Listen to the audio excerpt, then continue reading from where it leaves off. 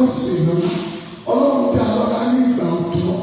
Praise the Lord. Hallelujah. Nígbà tí Ọlọ́run máa dá Dáfídì lọ́la, Ọlọ́run dá lọ́la nígbà ọ̀dọ́. Tábà tó wà wọnú ìwé mímọ́, á rí àwọn ìránṣẹ́ Ọlọ́run, àwọn ọba tó dé kó wọn mú wọn jẹ ọba ní ọdún 8. Tábà ní ìránṣẹ́ tó wà ní Bíbélì, àkórúkọ rẹ̀ ní Jòsáyà. Ó jọba ní ilẹ̀ Ísírẹ́lì ní ọdún 8. Somebody shout hallelujah. Hallelujah. Ẹsẹ̀ fún Ọlọ́run, kí ni ẹ̀ṣẹ̀ tí mo jáwọ́ lé? Èkó lè mú kí wọn lọ́rùn máa mú mi jọba ní ẹ̀kí ti jọba. Olúwa ló dáríjì ẹ̀ gbàdúrà. Olúwa ẹ̀ṣẹ̀ tí mo jáwọ́ lé. Kó lè mú kí wọn lọ́rùn máa mú mi jọba ní ẹ̀kí ti gbé jọba. Olúwa fún mi dáríjì mi. Ẹsẹ̀ fún Ọlọ́run, lùtì ní àwọn àṣọ̀rọ̀ ní ìrẹsì ọ̀gbọ́n. Olúwa ẹ̀ṣẹ̀ mi, gbogbo ẹ̀ṣẹ̀ tí mo ti wù. Èkó lè mú mi láti ibi rẹ̀ kí n gbé. Èkó lè mú kí wọn lọ́rùn dá mi dúró níbi tí rẹ̀ kí n gbà yìí dúró. Wọ́n wá jọ nínú àwọn ọ̀rọ̀. Mo ti wá wá ní òun yìí. Ní ìṣẹ́jú tí mo fẹ́ fi lò gẹ́gẹ́ bí ọ̀dọ́. Wọ́n wá dáríjì mi. Ẹ̀gbọ́n Ọlọ́run, àwọn ọ̀gbọ́n wà nínú ìran ọmọ bàbá Dáfídì. Nígbà tí wọ́n pẹ́ gbogbo wá jáde nígbà tí wọ́n yọ Dáfídì bí ọba. Ẹ̀gbọ́n àwọn tí wọ́n pè jáde yẹn. Olúwa sọ pé ó dárú rẹ̀ wọ́n nílẹ̀ wọ́n ní kó sì tó rẹ̀ wọ̀n. Ó ní ṣùgbọ́n òun ò pé Ọlọ́run ẹ̀ṣẹ̀ tí máa jáwọ́lé tí mi fi ní wúlò fún ọ tí mi fi ní wúlò fún ara mi. Olúwa jọ láti fi jáwọ́lé. Olúwa gba ẹ̀ṣẹ̀ lọ́wọ́ mi. Olúwa gbà mí kúrò nínú ẹ̀ṣẹ̀. Ẹ̀mí mi máa dáríjì mi. Olúwa gba ẹ̀ṣẹ̀ kúrò lọ́wọ́ mi. Olúwa kó mi sá fún ẹ̀ṣẹ̀. Ẹ bá wọ ilé ìsìn ẹ̀rí bí ẹ̀ṣẹ̀ lọ́wọ́ àwọn ọ̀dọ́ ló pọ̀ sí jù. Olúwa gbogbo ẹ̀ṣẹ̀ èyí tí mo lè jáwọ́lé tó lè kí wọn náà wọ́n pọ̀ mí sílẹ̀. Olúwa gbà mí ó má jẹ́ kí n jáwọ́lé gẹ́gẹ́ bí ọ̀dọ́. Olúwa gbà mí rẹ̀ gbà mí gbogbo ẹ̀ṣẹ̀ nínú ayé mi. Olúwa máa fagilé máa ń tí ẹ̀ṣẹ̀ ní Olúwa. Olúwa pa ẹ̀ṣẹ̀ mi rẹ̀. Mo ti wá ojú rẹ̀ wá lówùrọ̀ ní Olúwa. Ẹ̀ṣẹ̀ tó yẹ kí n wọlé láti má rí ọ. Olúwa pàánù rẹ̀ gbà mí ó. Ẹ sọ̀rọ̀ yìí ọ̀tọ̀ yìí. Gbogbo ẹ̀ṣẹ̀ tó lè dè wáyé mi láti má rí ìwọ lọ́wọ́ wáyé mi. Àánú ni mo béèrè. Olúwa pàánù rẹ̀ gbà mí.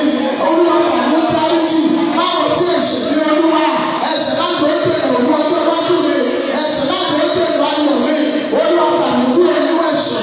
Ẹ̀yin màmá tẹ́ wà ní orí ẹ̀rọ lọ́wọ́ ọ̀tọ̀ yìí. Ẹ gbàdúrà ẹ̀ṣẹ̀ tó lè bá ọmọ mi má rí òkú iwájú ìwọ lọ́wọ́. Olúwa tó dáríjì wọn. Olúwa má wọ̀ tí ẹ̀ṣẹ̀ mi. Olúwa pa ẹ̀ṣẹ̀ mi rẹ́. Forgive me, O Lord, for my sins. Olúwa mo yẹ sọ fún Ọlọ́run. Olúwa pa gbogbo ẹ̀ṣẹ̀ mi rẹ́. Jésù Olúwa wa. Jésù agbára wa. Ẹ wo ẹjẹ́ àgbọ̀lúwọ Jésù. Bàbá ní ọdún láàrin wọn. Ajú méjì lọ, ajú mẹ́ta lọ. Olúwa sọ báyìí sáà lọ gẹ́gẹ́ bí ọ̀dọ́ àdúrà.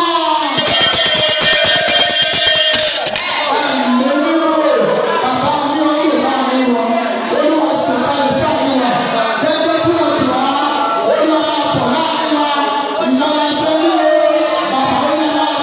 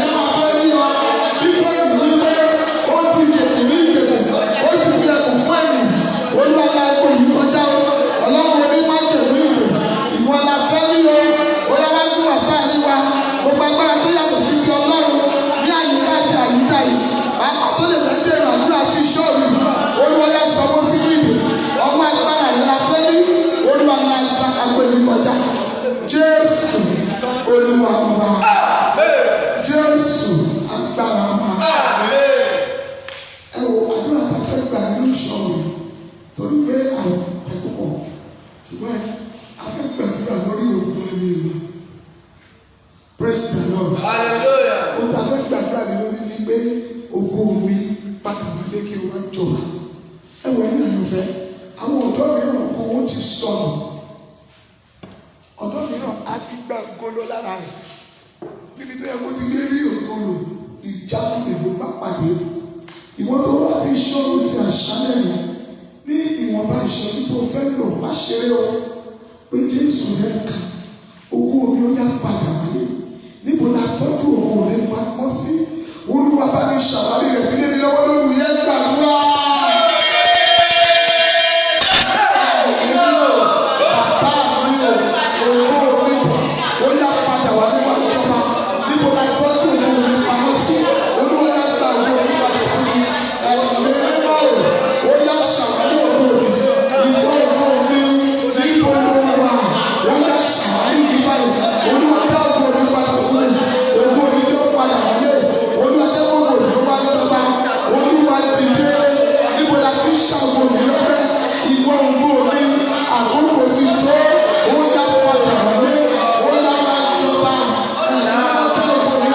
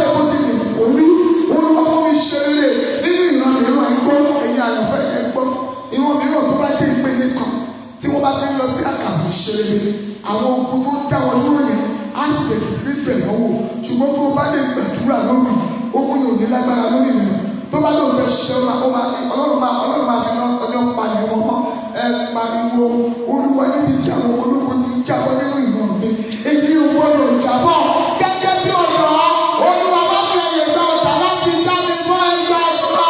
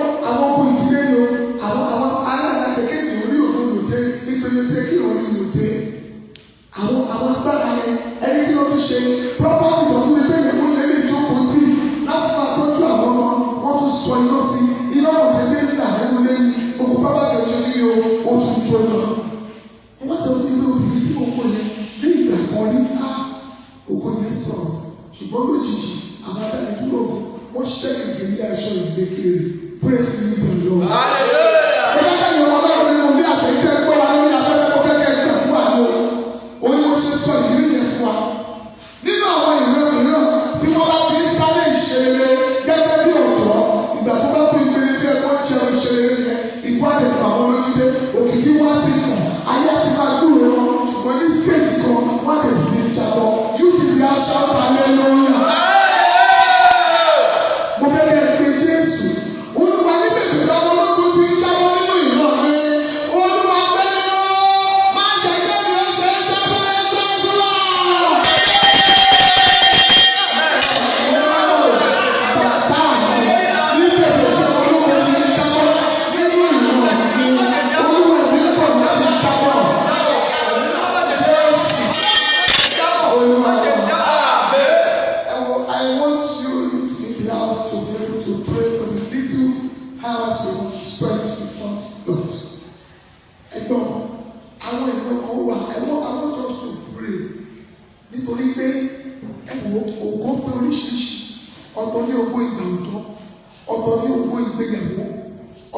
ìgbà tó bá lọ́kọ, ọ̀tọ̀ ní ògo ìgbà tó bá bímọ, ọ̀tọ̀ ní ògo ìgbà táwọn ọmọ yẹn bá bẹ̀rẹ̀ sí ní ṣe rere. Praise the Lord. Tí mo bá sọ fún wa pé ògo mi padà wálé kí o wá jọba, ó ní ìtumọ̀ lọ́pọ̀lọpọ̀. Ṣùgbọ́n tí bá bẹ̀rẹ̀ sí ní tú ìpele ìtumọ̀ yẹn fún wa, àwọn ìpele ti tó yẹ ká lè pẹ̀lú ẹ̀. You ti di àṣẹ náà.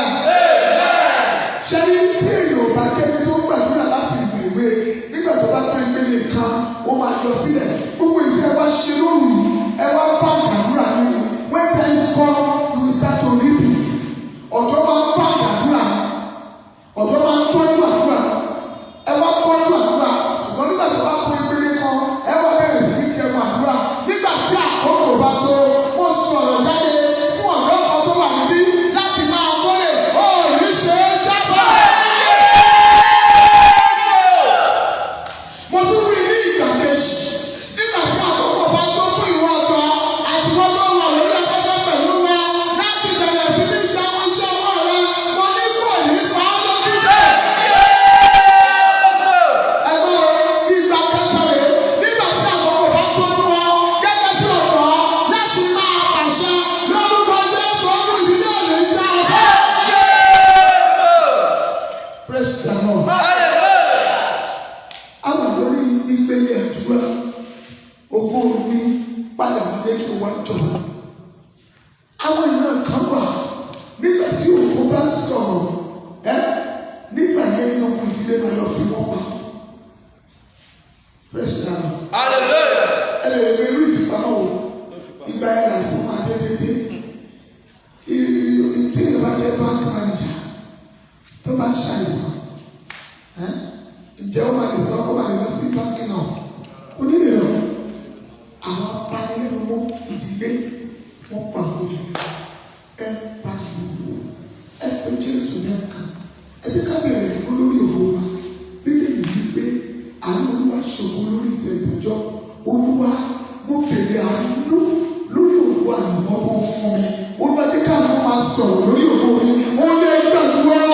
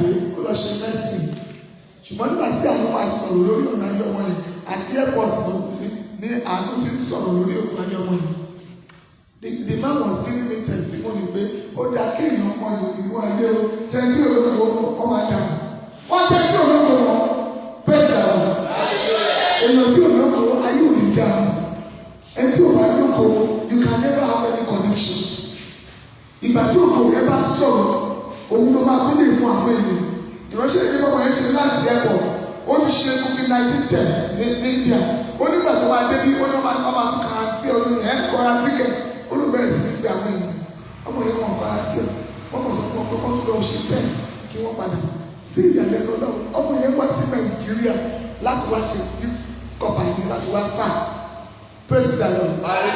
ṣùgbọ́n sí ìyàlẹ́nu ọlọ́run àwọn kọ́pà àwọn ti bẹ̀rẹ̀ sí ní sáà ọmọ ìròyìn lọ bàbá yẹn wá kò kó yẹ kọ́ ọmọ ilé ìṣiṣẹ́ ọmọ yẹn dé kò ì pé 10 days àti ìrìṣẹ́ kí ló sọ̀rọ̀ yìí ogún mi àánú sọ̀rọ̀ lórí ogun praise the Lord. Hallelujah. ẹ pé Jésù lẹ́ẹ̀kan lórí òkú òní olúwa jẹ́ kí àwọn sọ̀rọ̀ níbi gbogbo ọjà bá ti fẹ́ dúró òkú òní ẹ gbàdúrà.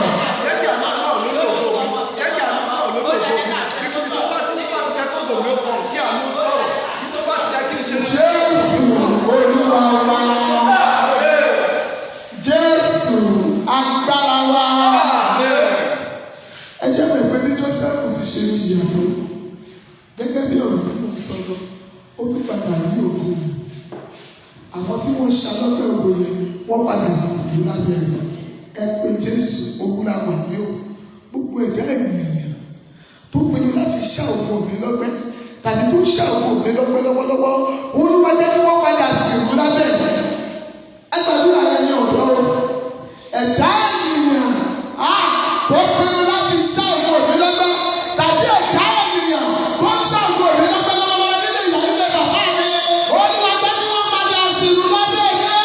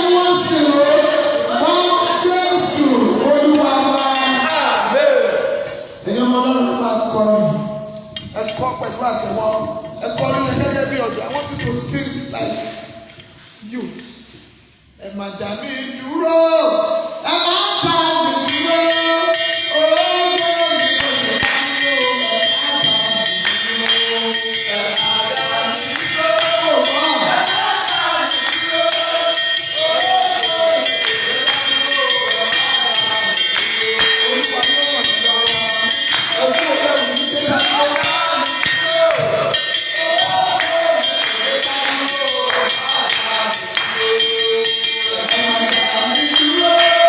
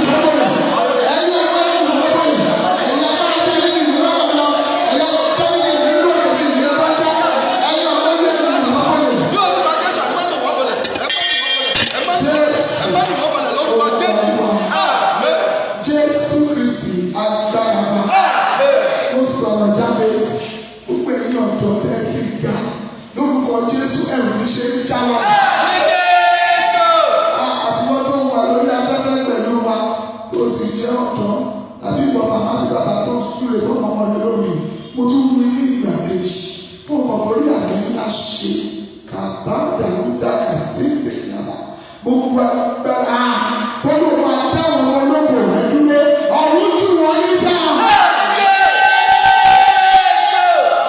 Ọlọ́run àtàwọn olóko bàbá rẹ̀ lórúkọ Jésù lórí ọ̀yá máa ń ṣègbè náà. Lọ́gbọ́n àtọ́jú ọmọlọ́gbọ̀ dúró nílé bàbá rẹ̀ lọ́sọ̀ nílé lórí ìrọ̀lẹ́ ọ̀run jù wọ́n ní dáhùn. Alágbára tó dúró láti ní òkú rẹ̀ lára lórúkọ Jésù ọ̀yá kọ́ wọ́n yọ̀ lọ́sọ̀. Gbogbo ènìyàn tó dúró nílé bàbá rẹ̀ tọ́lọ́ kò ní dákọ̀ ní òkú rẹ̀ láti lọ́la sí lọ ọ̀run jù wọ́n bá. Ayọ̀nilẹ́nu ayé rẹ̀ wọ́n yá kọ́ wọ́n yọ̀ lọ́sọ̀. Ayọ̀nilára òkú nínú ayé rẹ̀ lórúkọ Jésù wọ́n di òkú lójú. Ohun ìjáde gbogbo ènìyàn tó wọ́n ìwọlé wa gbà. Ẹ máa jẹ́ nìyàn. Ẹ máa ń bá àgbáyé jẹ́. Ẹ máa ń mú orílẹ̀-èdè. Bí ẹ bá pẹ́ ìgbésẹ̀ yẹn yóò tẹ̀lé lóhùn. Gbogbo ènìyàn tó ìwọlé tẹ́ bá pẹ́ nìkan ṣoṣo. Ìgbà ènìyàn yóò máa tẹ̀lé lóhùn. Ọ̀pọ̀ orílẹ̀-èdè wọ́n péjọ sí i. Ògbó ní orúkọ wa. À ń tẹ̀síwájú Ọlọ́run bá bá wa tẹ̀síwájú. Nígbà tá a parí owó gbogbo ló máa jẹ́ ìyàwó. Ògbó ní orúkọ Ọlọ́run. Jésù Olúwa wa. Please let's have our seat. I want to call Brother Taiwo, the youth leader, to come and give us word of encouragement. The Lord will bless you as we give you round of applause as he's coming for you. And as I want for you to be loud, I want you to clap very well. Tó bá jẹ́ lọ́rùn lè bá tẹ̀wọ́ yẹn sí. Ìgbà tó bá yẹ kó Brother Taiwo ló dé. Tó bá jẹ́ kó ọba àwọn ọba nípa tẹ̀wọ́ yẹn dáadáa.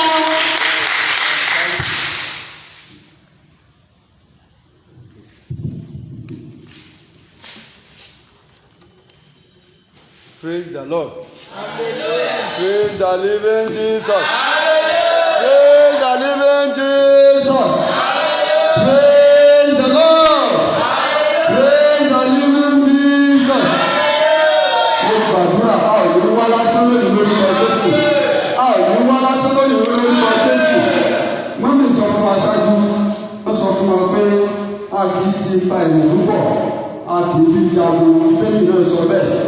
Ẹ má jẹ́ káwọn pé bóyá àwọn mẹ́rin tàbá mẹ́ta torí wọ́n sọ fún wa pé ó ní ibi tí ibi ó ní àkúrẹ́ aláti pé mẹ́ta tí èèyàn méjì tàbí mẹ́ta bá wà ó ní ọ̀rọ̀ ọlọ́run ó ṣe kí ni ó wà lóbẹ́ pẹ̀lú wa. Ẹ jẹ́ ká fọkàn sí bá a ṣe fa ọ̀rọ̀ ọlọ́run lọ bá a ṣe ohun pé bá a ṣe ọlọ́run wà bí. Bọ̀ gẹ́gẹ́ bí ọ̀dọ́ náà tá a gbàdúrà lé pé ògbó mi padà tọ̀ ló wá. Gẹ́gẹ́ bí tí wọ́n wá fi rọ̀ pé ògbó wa gẹ́gẹ́ bí ọ̀dọ́ kó padà tọ̀ wá wá ògbó òwúrọ̀ wà ògbó ọ̀sán wà ògbó alẹ́dẹ̀ wà.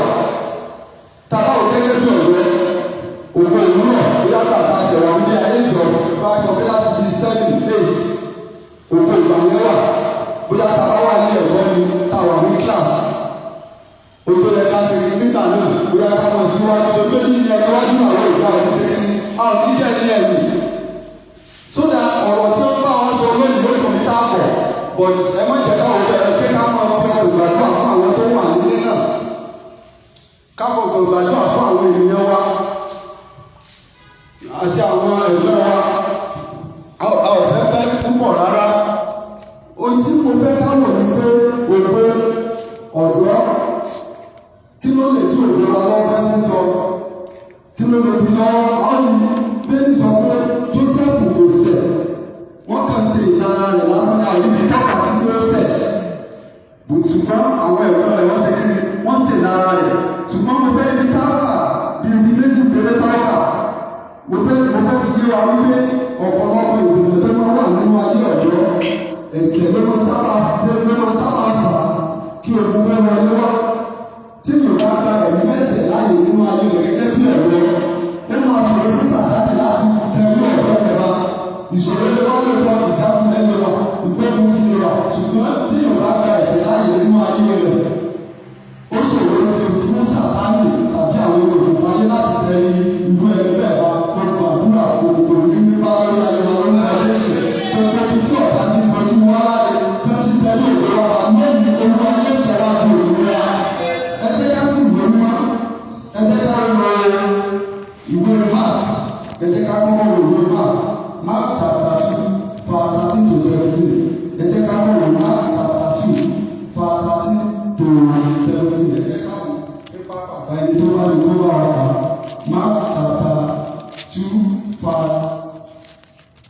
to 17. Ó sì tún jáde lọ sí etí òkun. Uh-huh. Gbogbo ìjọ ènìyàn sì wá sọ́dọ̀ rẹ̀. Okay. Ó sì kọ̀ wọ́n. Bí ó sì ti kọjá lọ, ó rí Léfì ọmọ Áléfì. Ó jókòó níbodè. Ó sì wí fún pé máa tọ̀ mí lẹ́yìn. Ó sì ṣe bí ó ti jókòó tí ó jẹ́ ní ilé rẹ̀. Tí ó jẹ́ ní ilé rẹ̀. Ọ̀pọ̀ àwọn agbowóde àti ẹlẹ́ṣẹ̀ wá. Jésù jókòó pẹ̀lú àwọn ọmọ ẹ̀yìn rẹ̀ nítorí tí wọ́n pọ̀ wọ́n sì tọ̀ lẹ́yìn. Nígbà tí àwọn akọ̀wé àti àwọn Farisí sì rí tí ó sì bá àwọn agbowóde àti àwọn ẹlẹ́ṣẹ̀ jẹun, wọ́n wí fún àwọn ọmọ ẹ̀yìn rẹ̀ pé ètí rí tí o fi ń bá àwọn agbowóde àti àwọn ẹlẹ́ṣẹ̀ jẹ tí o sì bá wọn mu. Nígbà tí Jésù gbọ́, ó wí fún wọn pé àwọn tí ara wọn lè kí ìwà oníṣègùn bí kò ṣe àwọn tí ara wọn kò dá. Èmi kò wá láti pé àwọn olódodo bí kò ṣe àwọn ẹlẹ́ṣẹ̀ sí ìrònúpìwàdà. Praise the Lord. Hallelujah. Praise the living Jesus. Hallelujah. Praise the living Jesus. Tí mo fẹ́ fi yé wa láàrin yẹn pé ẹ má jẹ́ ká ro páàsì wa tàbí ohun tí a ti ṣe sẹ́yìn. But tí ó bá tún àkókò tí òun ènìyàn bá máa bú yọ, Ọlọ́run lè bá a hàn in any way. Tí mo fẹ́ ká yọ adúgbò ké ní wa ni pé níwọ̀n ìgbà tí àwa gẹ́gẹ́ bí ọ̀dọ́ tá a bá tọ̀ wá wa fún Kristi ní olúwa àti àti olùgbàlára gbà yẹn yóò mú Ọlọ́run sókè láti ṣe kiri láti dá ìjọba wa padà. Bí táwọn àtàwọn ẹgbẹ́ àwọn Farisí wọn lọ ní ó ń bá àwọn ẹlẹ́ṣẹ̀ jẹun, ó bá àwọn ẹlẹ́ṣẹ̀ jẹun. Ọlọ́run ló ń wọ ti bọ̀ ní sẹ́tì àwọn gẹ́gẹ́ bí ọ̀dọ́. Ẹ má rò pé ẹ̀yin ẹlẹ́ṣẹ̀ ẹ̀yin ẹni láti kìkì ká múra ká dúró ti Ọlọ́run ká kọ ẹ̀ṣẹ̀ wa sílẹ̀ ká mọ̀ ní pa ti ṣiṣẹ́ yìí ká mọ̀ ní pé tọ́lọ́run ṣe kí nìkan báyìí ká mú ẹ̀mí nígbà àkọ́kọ́ àti ẹ̀mí ká mọ̀ ẹni kéètì ara wa pé olúwa ṣé kí nìkan nìkan kí nìkan no ibi tára ka yẹ ó wọ ọgbọ́n Kristi ẹni ní wọn mú bá àwọn ẹlẹ́ṣẹ̀ jẹun ó ní tó fẹ́ ṣe nínú ayé Ọlọ́run kò gbá yìí kankan tì kò kórìíra yìí kankan bó ṣe fi ọlọ́lá ló fi ọlọ́rọ̀ ló fi ẹlẹ́ṣẹ̀ kìkì kí ẹnìkan kan wá gẹ́gẹ́ bí ẹlẹ́ṣẹ̀ ká ṣe kí ni ká yí padà sí Ọlọ́run tí a bá fẹ́ kí òwe wá bú yọ gẹ́gẹ́ bí ọ̀dọ́. Mo gbàdúrà Ọlọ́run yóò ràn wá lọ́wọ́ lórúkọ Jésù. Ọlọ́run yóò ràn wá lọ́wọ́ lórúkọ Jésù. A gbọ́dọ̀ tí ara wa kí ọ̀tún. A gbọ́dọ̀ kúrò nínú ìmọ̀ ẹni wa gẹ́gẹ́ bí ọ̀dọ́ tá a bá fẹ́ kí òkú wa kó ṣe kí ni kó bú wa kí òkú wa tó padà. Gbà náà ni a máa fi Ọlọ́run ní Ọlọ́run ṣe kí ni Ọlọ́run dá wa lóhùn. Mo gbàdúrà agbára láti ṣe bẹ́ẹ̀ Ọlọ́run yóò ràn dalẹ̀ fún wa lórúkọ Jésù. Ẹ jẹ́ ká wo John 8:31. John 8:31. Chapter 8:31. Ẹ jẹ́ ká kà á nígbà wá àdúgbò rárá. John chapter 8:31. John chapter 8:31. Ọ̀pọ̀ nínú ìjọ ènìyàn sì gbà á gbọ́, wọ́n sì wí pé nígbà tí Kristi náà bá dé yóò wá ṣe iṣẹ́ àmì jù wọ̀nyí lọ tí ọkùnrin yìí ti ṣe.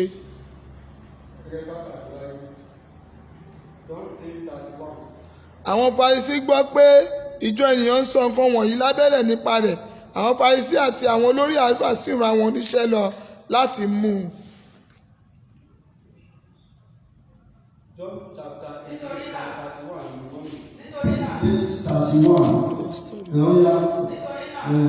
wí fún àwọn Júù tí ó gbà á gbọ́, bí ẹ̀yin bá dúró nínú ọ̀rọ̀ mi. Bí ẹ̀yin bá dúró nínú ọ̀rọ̀ mi. Nígbà náà ni ẹ̀yin jẹ́ ọmọ ẹ̀yin mi tòótọ́. Ẹ ó sì mọ òtítọ́, òtítọ́ yóò sì sọ yín di òmìnira. Wọ́n dá lóhùn pé irú ọmọ Abraham ni àwa ṣe, àwa kì í ṣe ẹrú fún ẹnikẹ́ni rí láé. Wọ́n á ṣe wí pé ẹ ó di òmìnira. Jésù dá wọn lóhùn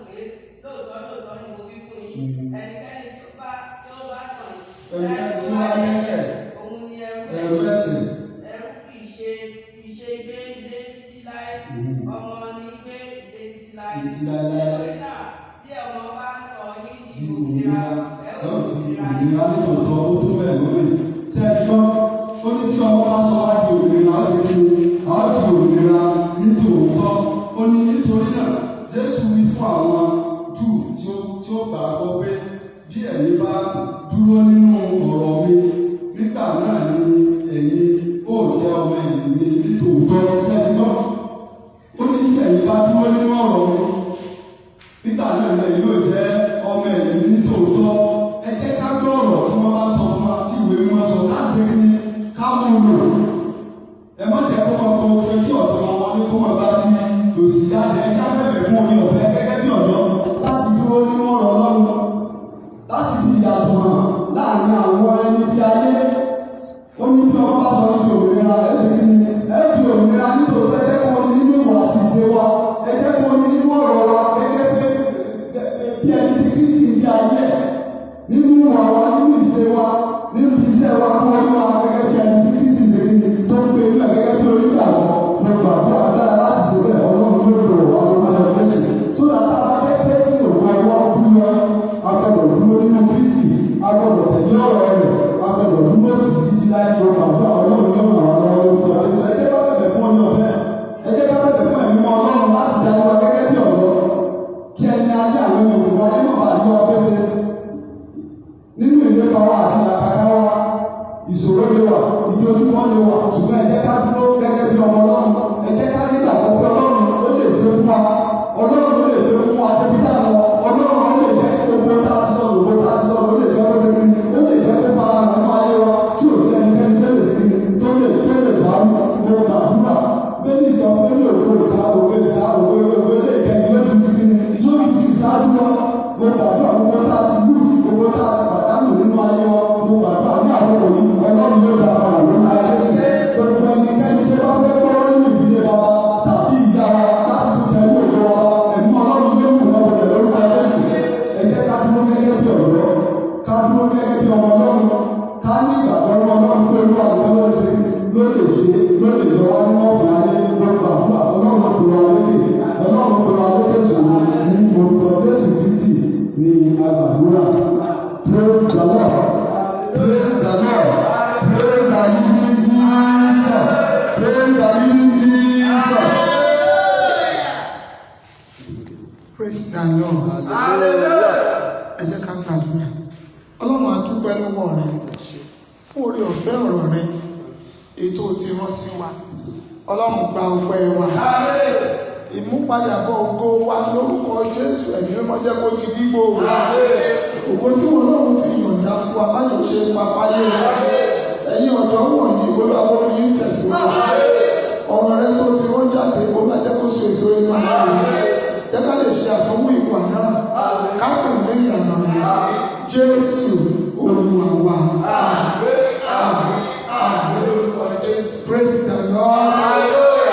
Àwọn ọlọ́run ní ìpele àdúrà mẹ́ta fún wa. Ìpele tí a fẹ́ bọ́ sí ni mú mi rí ìrànlọ́wọ́ gbà. Sọ fún ẹnìkejì rẹ pé o máa rí ìrànlọ́wọ́ gbà. Sọ fún dáadáa pé wà á rí ìrànlọ́wọ́ gbà. Ìpele àdúrà tá a wà nìyẹn ká tó mú ìpàdé ìwá sí ìdánudúró pé orúkọ Jésù lẹ́ẹ̀kan. Olúwa ìrànlọ́wọ́ tó ṣe déédéé tí màá fi dé ibi gíga láyé Olúwa ṣe é fún mi. Ìrànlọ́wọ́ tó ṣe déédéé èyí tí màá fi dé ibi gíga láyé Olúwa ó yá ṣe é fún mi sọ́ọ́dún àdúrà. Olúwa ìrànlọ́wọ́ tó ṣe déédéé èyí tí màá fi dé ibi gíga láyé Ọlọ́run ló yá máa ṣe é fún mi. Ẹ sọ̀rọ̀ ìrànlọ́wọ́ tó ṣe déédéé èyí tí màá fi dé ibi gíga láyé Ọlọ́run yá máa ṣe é fún mi. Ẹ gbàdúrà ẹ sọ̀rọ̀ ìrànlọ́wọ́ tó ṣe déédéé èyí tí màá fi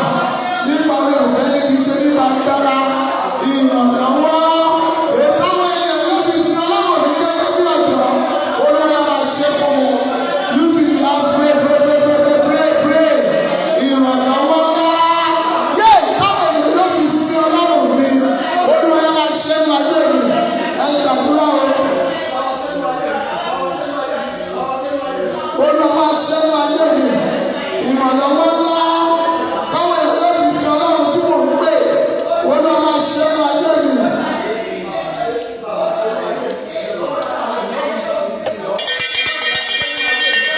Jésù Olúwa wa ẹja pé Jésù lẹ́ẹ̀kan ní mọ́kọ́ tẹ̀lé wọ́n gbá ìrànlọ́wọ́ tó ṣe déédéé tí màá fi dé ibi gíga wọ́n gbà ẹ̀ sọ ọ́ ní àdúrà.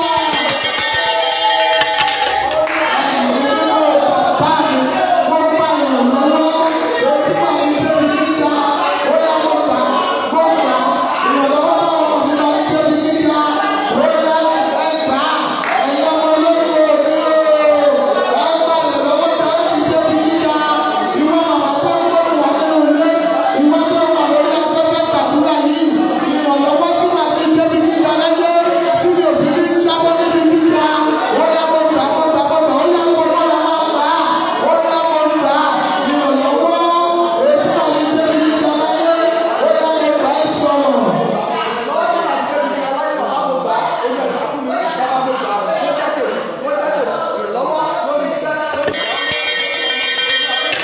Jésù Olúwa wa ẹ pé Jésù lẹ́gbẹ̀ẹ́ ní báwọn kọ́ tẹ̀lé mo gba ìrànlọ́wọ́ tí ìjì kì í dádúró Olúwa yọ̀ọ̀dá rẹ̀ gbàdúrà. Ẹ̀mí mímọ́ bàbá mi mo gba ìrànlọ́wọ́ èyí tí ìjì kì í dádúró ó yá mo gbà ìrànlọ́wọ́ tí ìjì kì í dádúró ó yá mo gbà Jésù Olúwa wa. Nígbà tí mo kọ́kọ́ pray pẹ̀lú alákọ̀ọ́kọ́ mo sọ fún yín pé àwọn ìpele kan nínú ìran tí ẹlòmíràn bá dé ìjì àdẹ̀dẹ̀dẹ̀ gbé wọn lọ praise the Lord.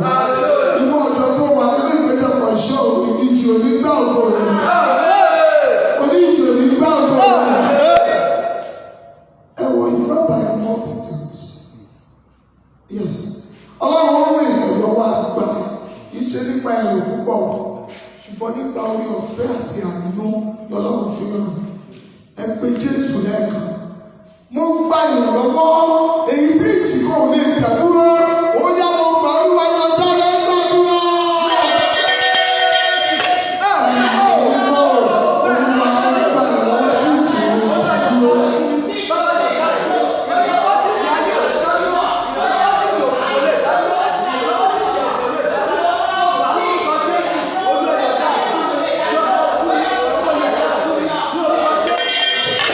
Jésù Olúwa wa ṣe rí àdúrà tẹ̀fẹ́ gbà yẹ ẹ̀yìn dúró sójú kan ẹ máa rìn káàkiri torí ẹ fẹ́ gbà wọ́n lákan ká tó kásẹ̀ ìṣòro àti wọ́n tó wà lórí afẹ́fẹ́ ní gbogbo tó bá lè wà mo fẹ́ kó gbàdúrà yẹn pẹ̀lú mi ó máa pariwo wá pé orúkọ Jésù ẹ̀mí mímọ́ wà ní bàbá mi o mo gba ìrànlọ́wọ́ láti kọjá lọ sí ipò àṣẹ mo gba ìrànlọ́wọ́ láti kọjá lọ sí ipò àṣẹ gbàdúrà. Ẹ̀mí mímọ́ bàbá mi o mo gba ìrànlọ́wọ́ láti kọjá lọ sí ipò àṣẹ èmi bọ́lá mi tó ní gba ìrànlọ́wọ́ láti kọjá lọ sí ipò àṣẹ àwọn ọmọ ológun tó fún mi gẹ́gẹ́ bí ọ̀dọ́ àwọn ọmọ mi gba ìrànlọ́wọ́ láti kọjá lọ sí ipò àṣẹ ó jẹ́ sọ̀rọ̀ mo gba ìrànlọ́wọ́ láti kọjá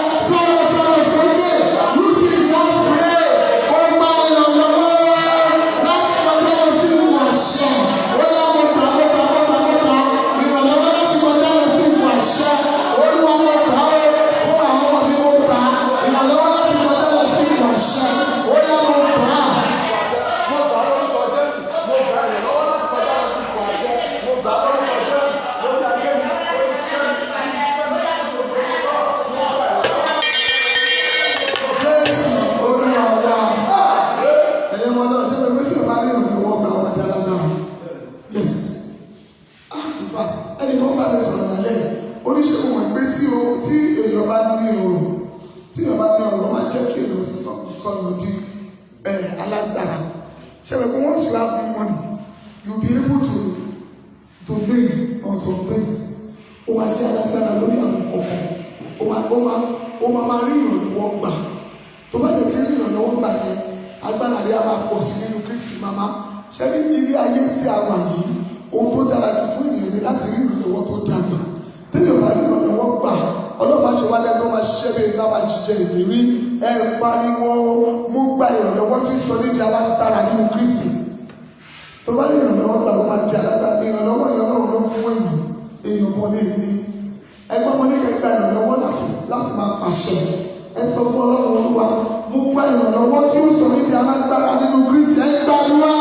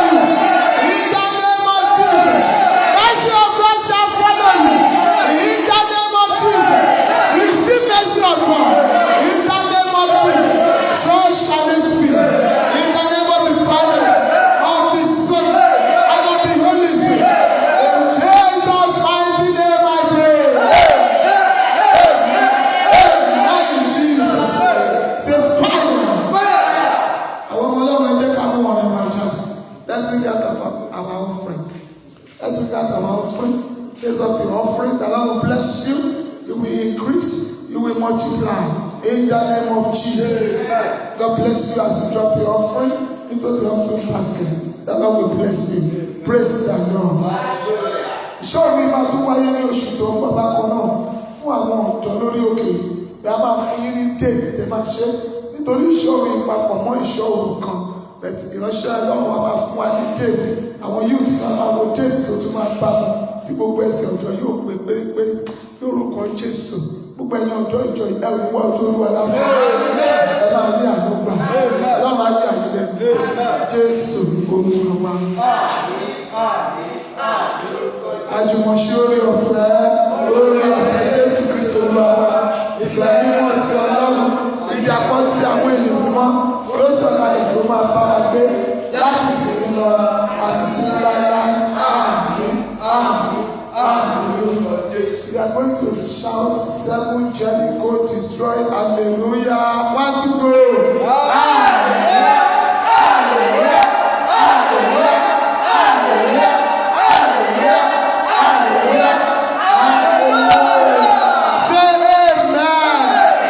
You are blessed in Jesus' name.